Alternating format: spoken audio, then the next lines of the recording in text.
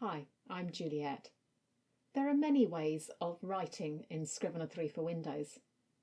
Here are 5 of them. 1. Scene by scene. If you only want to see one scene or section at a time, you can simply click on that document in the binder and only see that one element.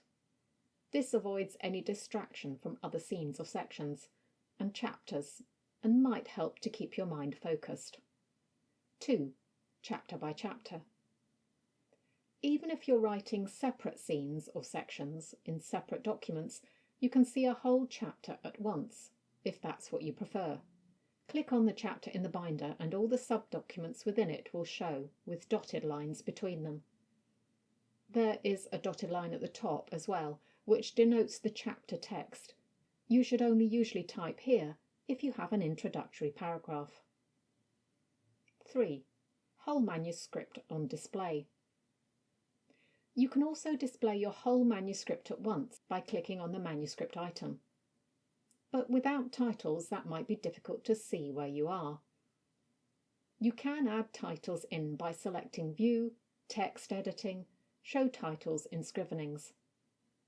This takes the titles from the binder and gives you more of a feel for the manuscript as a whole. For more defaults for this, check out this video. 4. That non-distraction thing. There is also a view called Composition Mode in Scrivener 3 for Windows, which is Scrivener's non-distraction view. You can access it by the View menu and Composition Mode. You'll see here that it's just a panel in the centre of the screen, and when you first go in you can see everything behind it, like my YouTube project and the OBS software recording this. I can't select those things, but I can blank them out. You still have access to many menus from here.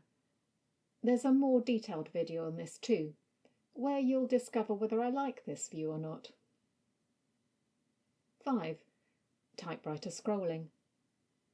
Finally, rather than having your text scroll up only when you get to the bottom of the screen, you might prefer to have typewriter scrolling selected under View, Text Editing. This places the cursor roughly in the centre of the screen, and every line you type, it moves up, just like it would do if you were using a typewriter. This view can feel a little weird if you're editing. If you click somewhere, it'll suddenly jump. So maybe just use it during composition.